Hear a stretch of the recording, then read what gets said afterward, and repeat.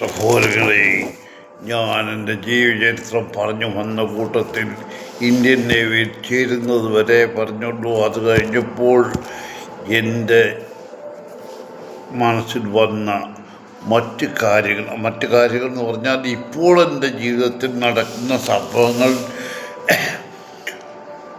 ഉയർന്നു വന്നതുകൊണ്ട് അത് പറഞ്ഞു ഞാൻ.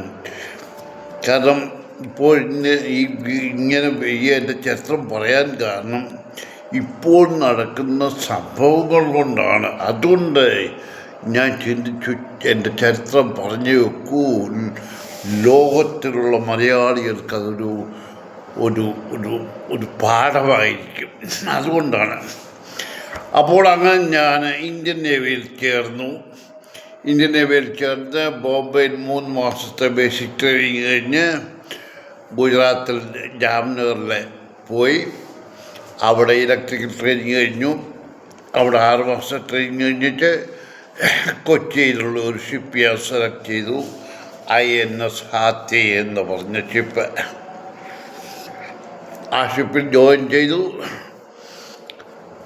എനിക്ക് ഒരു കാര്യമുണ്ട്, ഏത് കാര്യത്തിന് പോയാലും അവിടെ ആത്മാർത്ഥതയും അത് ശരിയായിട്ട് കാണുക, കേൾക്കുക, പഠിക്കുക എന്നുള്ളത്.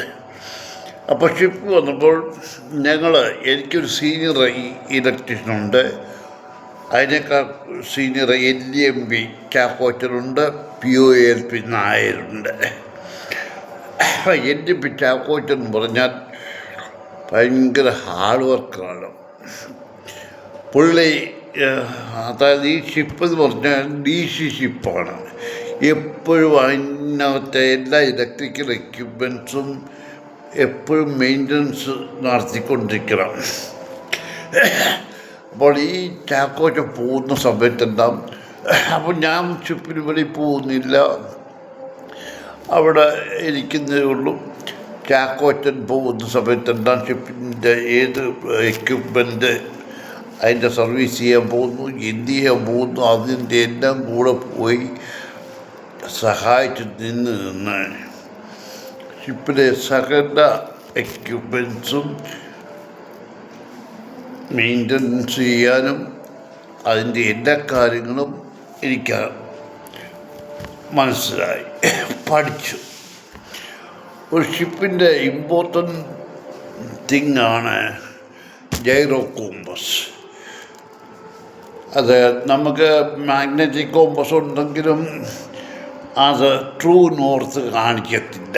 അപ്പോൾ ഈ ജൈറോ കോമ്പസ് എന്ന് പറഞ്ഞാൽ അത് ഓണാക്കിയിട്ട് കഴിഞ്ഞാൽ സെറ്റ് ചെയ്ത് വെച്ചാൽ പിന്നെ ഷിപ്പ് ചരിയോ മറിയോ എങ്ങനെ ചെയ്താലും അത് ആ ട്രൂ നോർത്ത് കാണിച്ചുകൊണ്ടിരിക്കും. അപ്പോൾ ആ ഷിപ്പിലെ ജൈറോ കോമ്പസ് ഓപ്പറേറ്റ് ചെയ്യുക എന്ന് പറഞ്ഞാൽ അത് ഓണാക്കി സെറ്റ് ചെയ്യുക എന്ന് പറഞ്ഞാൽ ഇച്ചിരി കഷ്ടപ്പെട്ട കാര്യമാണ്. അതെല്ലാം ഞാൻ പഠിച്ച് അവിടെ അങ്ങനെ കഴിയുന്ന സമയത്ത് ഞങ്ങളുടെ ഷിപ്പിന് ഓഫ് സീസണുണ്ട്. ആ സമയത്ത് ആർക്ക് വേണമെങ്കിൽ ലീവിന് പോവാം.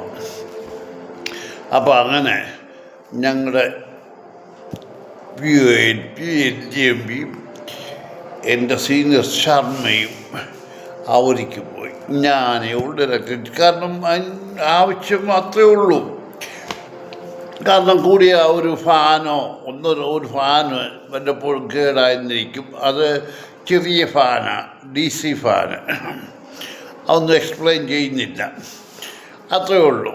അപ്പം അങ്ങനെ കഴിഞ്ഞപ്പോൾ ഒരു ദിവസം അന്ന് ലഫ്റ്റനൻറ്റ് മാത്യൂസ് എഞ്ചിനീയർ ഓഫീസറാണ്, ഞങ്ങൾക്ക് ഇലക്ട്രിക്കൽ ഓഫീസറില്ല. ലഫ്റ്റനൻറ്റ് മാത്യൂസ് വിളിച്ചു, തോമസ് നമുക്ക് സെയിലിംഗ് ഓർഡർ വന്നു ബോംബെക്ക്, ഞാൻ വേറെ ആളിനെ പിടിക്കണം.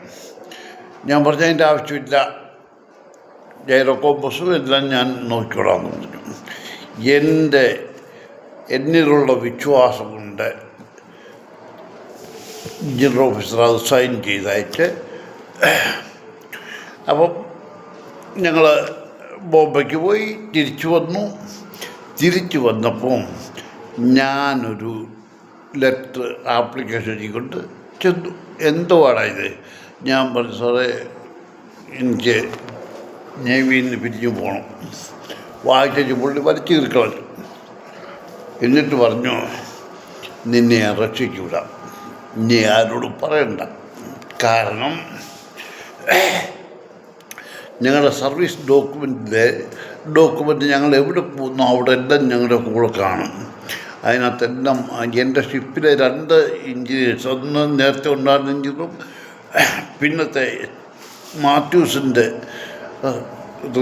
റിപ്പോർട്ടും എനിക്ക് വളരെ ഫേവറായിരുന്നു. എന്നെ എന്തിനെ ഈ മാത്യൂസ് പറഞ്ഞ് 2 ആഴ്ച കഴിഞ്ഞപ്പോൾ എന്നെ ബോംബെക്ക് വിട്ടു. ബോംബെ ഞാൻ ഷിപ്പ് കിട്ടുന്ന കൂട്ടത്തിൽ കൊണ്ടുപോകാനുള്ള ആൾക്കാരുടെ കൂട്ടത്തിൽ ഞാനും റഷ്യക്ക് പോയി.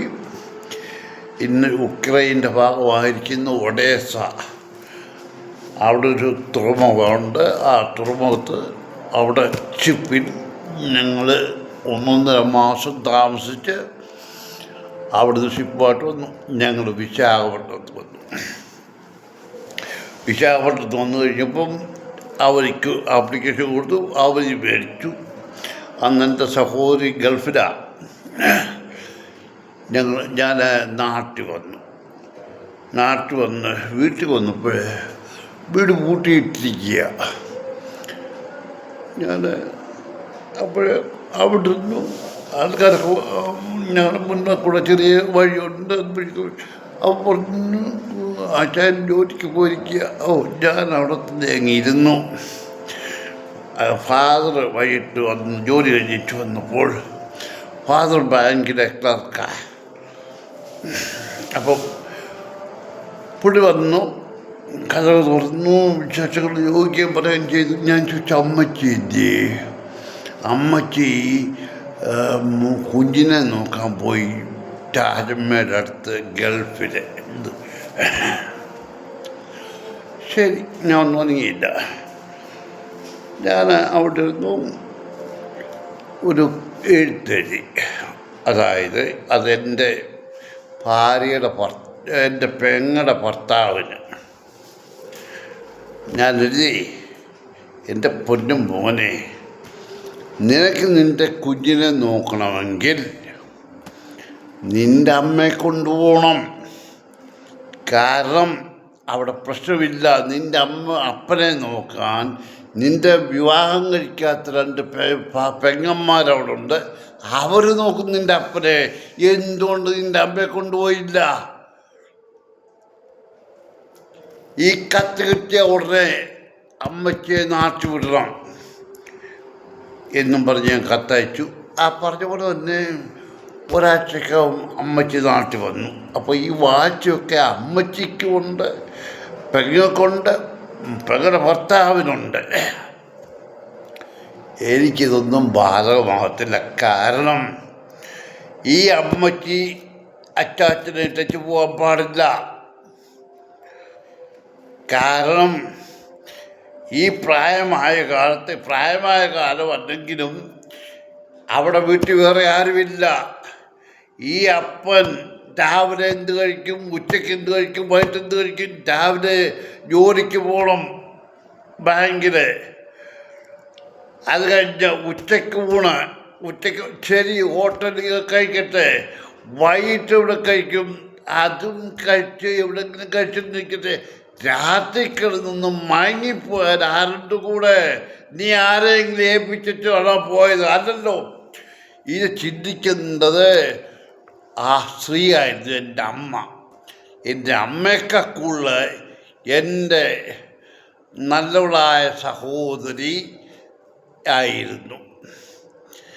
അല്ലാതെങ്കിൽ തന്നെ എൻ്റെ അളിയന് എൻ്റെ അമ്മയെക്കുറിച്ച് എന്തോ എൻ്റെ അപ്പനെക്കുറിച്ചോ ചിന്തിക്കേണ്ട ആവശ്യം എന്തോ? അവൻ്റെ കാര്യം തന്നാൽ പോരായോ? അവൻ എൻ്റെ അമ്മയെ കൊണ്ടുപോയാൽ അവന് ടിക്കറ്റ് ചാർജ് കൊടുത്താൽ പോരായോ? ഒരു വേലക്കാരത്തെ കൊണ്ട് നിർത്തിയാൽ അവർക്ക് കാശ് കൊടുക്കണം, ഉത്തരവാദിത്വം മുഴുവൻ അവിടെ എടുക്കണം. ഇതാകുമ്പോഴേ ഒന്നും അറിയണ്ട. ഇവിടെ എന്ത് സംഭവിച്ചോ എൻ്റെ അപ്പൻ പറഞ്ഞാൽ അവനെന്താ പോകുന്നത്? അപ്പോൾ എൻ്റെ അമ്മ ഞാനിവിടെ വരുത്തി. അത് കഴിഞ്ഞിട്ട് ഞാൻ തിരിച്ചു പോയി. ഞാൻ പറയാം, എൻ്റെ ഫാദർ എന്ന് പറഞ്ഞാൽ എൻ്റെ ചെറുപ്പത്തിൽ SLC എഴുതിക്കഴിഞ്ഞതിന് മുമ്പാണ് എഴുതിക്കഴിഞ്ഞ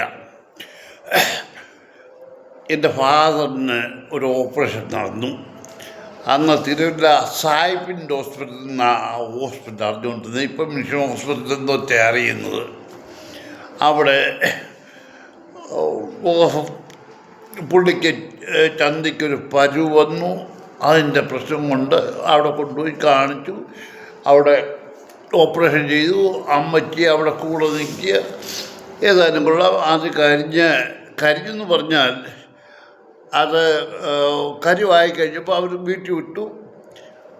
അത് ഇവിടെ വന്നെങ്കിലും ആ ഓപ്പറേഷൻ ചെയ്ത് ആ ഭാഗം തൊലി മൂടി വന്നെങ്കിലും ഒരു ചെറിയ ഭാഗം തൊലി മൂടാതിരുന്നു.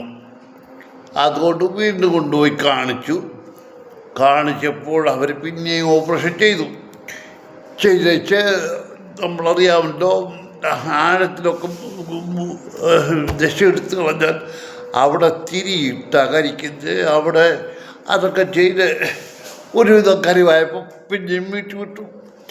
എൻ്റെ ഫാദർ മരിക്കുന്നിടം വരെയും ആ പഴയതുപോലെ ഒരു ചെറിയ ഭാഗം തൊലി മൂടാതെ ഇരിക്കുകയായിരുന്നു. മാംസമെല്ലാം കവർ ചെയ്തെങ്കിലും ആ നമ്മുടെ നാച്ചുറൽ തൊലി പുറത്ത് വരുന്നത് വന്നില്ല.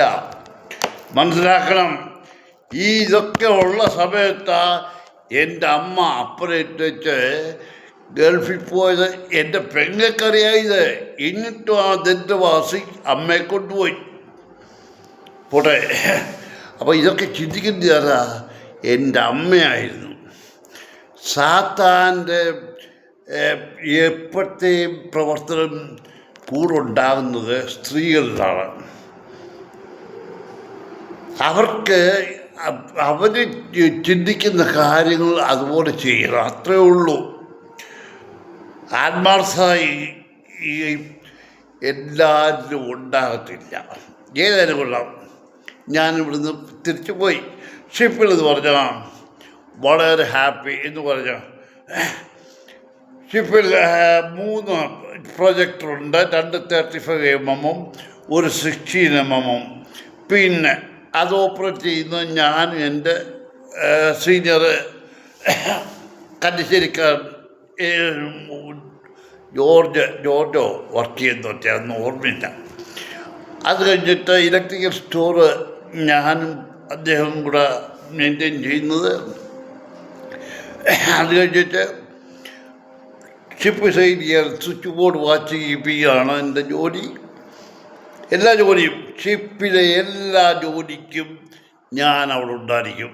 ഈ സ്റ്റോർ കളക്ട് ചെയ്യാൻ പോകുന്നതിന് എൻ്റെ ഡ്യൂട്ടി എന്തെങ്കിലും ഞാൻ ട്രക്കിൽ പോകും. അവരുടെ കൂടെ പോയി സ്റ്റോറിൽ പോയി സാധനം ലോഡ് ചെയ്ത് അവിടുന്ന് ഇവിടെ കൊണ്ടുവന്ന് ഷിപ്പിൽ കൊണ്ട് കയറ്റി വെക്കും. അതുകൊണ്ട് എന്നെ ആരും ഒന്നും പറയത്തില്ല. എനിക്ക് വളരെ സന്തോഷമായിട്ട് ഞാൻ ഷിപ്പിൽ ജീവിച്ചു. എന്തിനെ ഞാൻ റഷ്യയിൽ നിന്ന് കപ്പലിൽ തിരിച്ചു വരുമ്പോൾ എൻ്റെ ക്യാപ്റ്റൻ്റെ അടുത്ത് ഞാൻ ചെന്ന് റിക്വസ്റ്റുമായിട്ട് എനിക്ക് ഡിസ്ചാർജ് വേണമെന്നും പറഞ്ഞ് ക്യാപ്റ്റൻ ചോദിച്ചെന്താ കാരണം. ഞാൻ കാരണം പറഞ്ഞു കഴിഞ്ഞപ്പോൾ പുള്ളി റെക്കമെൻഡ് ചെയ്ത് അയച്ചു. അത് കഴിഞ്ഞ വിശാഖപട്ടണത്തു നിന്ന് ഞാൻ എൻ്റെ നേവലിലെ 6 വർഷത്തെ ജീവിതത്തിൽ 5 വർഷവും ഷിപ്പിലായിരുന്നു. അത് കൺസിഡർ ചെയ്ത് അവരെന്നെ കരയ്ക്കോട്ട് വിട്ടു. കരയ്ക്ക് ഒരു ബേസിലോട്ട്. അതെവിടെയാണ്? ബോംബെയിൽ. ഞാൻ ഇവിടെ ആദ്യത്തെ ബേസിക് ട്രെയിനിങ് ചെയ്ത് അവിടത്തേക്ക് തന്നെ. അവിടെ ചെന്ന് അവിടെ ഞാൻ ജീവിക്കുകയായിരുന്നു. അപ്പോൾ അവിടെ നേവൽ ബോട്ട് വർക്ക്ഷോപ്പ്, ഇന്ത്യൻ നേവിക്ക് ബോട്ട് നിർമ്മിക്കുന്ന വർക്ക്ഷോപ്പിലായിരുന്നു എൻ്റെ ഡ്യൂട്ടി. അപ്പോൾ ഇപ്പം ഇത്രേ പറയുന്നുള്ളൂ. ബാക്കി ഞാൻ ഡിസ്ചാർജ് ആവുന്നു. ബോംബെയിൽ ഉണ്ടായ സംഭവങ്ങളൊക്കെ ഞാൻ പ്രകാരം പറയാം.